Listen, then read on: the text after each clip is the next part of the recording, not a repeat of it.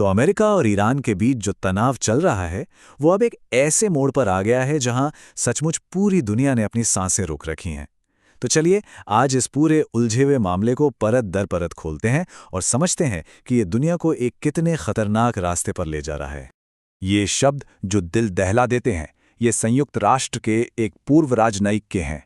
उन्होंने इस बढ़ते खतरे के विरोध में पता है क्या किया? अपना पद ही छोड़ दिया।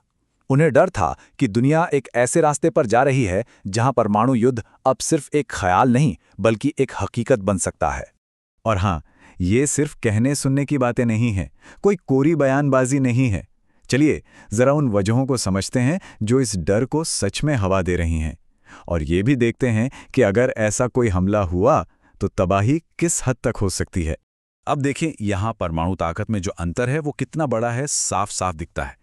एक तरफ अमेरिका है जिसके पास 5000 से भी ज्यादा परमाणु हथियार हैं, इजराइल के पास भी करीब 90 हैं, और दूसरी तरफ ईरान है जिसके पास एक भी नहीं, 0। और यही असंतुलन है जो किसी भी छोटी सी चिंगारी को एक बहुत बड़ी आग में बदल सकता है। और अगर ऐसा कुछ हुआ तो इसका असर सिर्फ ईरान की सीमाओं तक नहीं रहेगा, बिल्कुल नहीं। रेडियो एक्टिव विकिरण की ये लहर आसपास के देशों में, मतलब इराक, तुर्की, अफगानिस्तान, पाकिस्तान, सब जगह फैल जाएगी। मतलब एक ऐसी तबाही मचेगी जिसके बारे में सोचना भी मुश्किल है। तो सवाल उठता है कि हम सब यहां तक पहुंचे कैसे? असल में ये हमलों और फिर उनके जवाब में होने वाले हमलों का एक ऐसा सिलसिला है जो कभी खत्म ही नहीं हो रहा।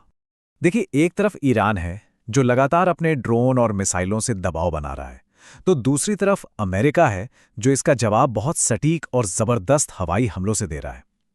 ये एक तरह से एक बहुत ही खतरनाक शतरंज का खेल बन गया है जहां हर एक चाल तनाव को और ज्यादा बढ़ा रही है। ईरान के जो मजबूत जमीन के अंदर बने ठिकाने हैं, उन्हें तोड़ने के लिए अमेरिका ने एक बहुत ही खास और ताकतवर हथियार का इस्तेमाल किया। तो ये बंकर बस्टर बॉम्ब आखिर है क्या चीज? देखिए, ये कोई आम बॉम्ब नहीं है जो सतह पर फट जाए। इसका तो बस एक ही काम है, जमीन के बहुत अंदर गहरे छिपे हुए ठिकानों को भेद कर उन्हें अंदर से ही तबाह कर देना। ये तस्वीर ना इसकी पूरी प्रक्रिया को एकदम साफ कर देती है। ये एक मल्टी स्टेप हमला है। इसे खास तौर पर जमीन के अंदर छिपी हुई चीजों को पूरी तरह से तबाह करने के लिए ही डिजाइन किया गया है। लेकिन रुकिए, ये लड़ाई अब सिर्फ 2 देशों के बीच की नहीं रही। अब इस खेल में नए और खतरनाक खिलाड़ी भी मैदान में उतर आए हैं। और सबसे बड़ी बात यह है कि यह मामला अब सिर्फ अमेरिका और ईरान तक नहीं रहा। अब रूस के सहयोगी जैसे चेचन लड़ाके और इराकी प्रतिरोध बल जैसे ताकतवर प्रॉक्सी ग्रुप्स भी इस जंग में कूद पड़े हैं। प्रॉक्सी मतलब वो गुट जो किसी बड़े देश की तरफ से लड़ते हैं, और इनके आने से यह संघर्ष और भी ज्यादा पेचीदा हो गया है। अच्छा, इन बढ़ते खतरों को देखते हुए अमेरिका भी चुप नहीं बैठा है। वो अपनी सैन्य ताकत का जबरदस्त प्रदर्शन कर रहा है।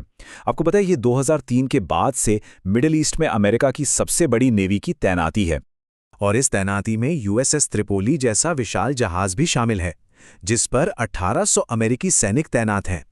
ये जहाज, ये तो समझिए समंदर पर तैरता एक पूरा का पूरा फौजी अड्डा है जिसे खास तौर पर समुद्र से हमला करने के लिए बनाया गया है। लेकिन इस बड़े टकराव की एक बहुत भारी कीमत भी चुकानी पड़ रही है, और ये कीमत सिर्फ पैसों में नहीं बल्कि सैन्य तैयारी के लिहाज से भी है। जरा इन आंकड़ों पर नजर डालिए, ये सच में चौंकाने वाले हैं। अमेरिका ने सिर्फ 1 महीने से कुछ ज्यादा वक्त में इतनी पेट्रियट मिसाइलें इस्तेमाल कर ली हैं जितनी वो 3 साल में बनाता है। इससे अंदाजा लगाइए कि ये लड़ाई कितनी तेज हो गई है। और करीब करीब यही कहानी और भी ज्यादा एडवांस्ड थैड मिसाइल सिस्टम के साथ है। दुनिया भर में मौजूद इसके स्टॉक का 40% हिस्सा तो पहले ही इस्तेमाल हो चुका है। और इन हथियारों के भंडार को दोबारा भरने में पता है कितना वक्त लगेगा? करीब करीब 5 साल। और ये भी तब जब आगे कोई और मिसाइल दागी ना जाए, जो कि लगभग नामुमकिन सा लगता है। और ये चीज एक बहुत बड़ी रणनीतिक कमजोरी को भी सामने लाती है। इन एडवांस्ड हथियारों को बनाने के लिए जो रेयर अर्थ मिनरल्स चाहिए, उन पर कंट्रोल है चीन का। वही चीन जो दुनिया में अमेरिका का सबसे बड़ा कॉम्पिटिटर है। और अगर पैसों की बात करें तो सिर्फ पहले 4 हफ्तों में ही इस पर $35 अरब खर्च हो चुके हैं। मतलब हर दिन $1 अरब से भी ज्यादा। जरा सोचिए। तो एक तरफ हथियार घट रहे हैं, दूसरी तरफ खर्चे आसमान छू रहे हैं, और मैदान में नए नए लड़ाके उतर रहे हैं। ऐसे में पूरी दुनिया सांस रोककर बस यही देख रही है कि अब आगे क्या होगा। तो हम इस विश्लेषण के आखिर में सबसे बड़े और अहम सवाल पर पहुंचते हैं। जिस तरह नए लड़ाके आ रहे हैं और हथियारों के भंडार खाली हो रहे हैं, क्या एक बड़ा युद्ध अब टाला नहीं जा सकता? आज मिडिल ईस्ट में शक्ति का जो संतुलन है वो इसी एक नाजुक धागे से लटका हुआ है।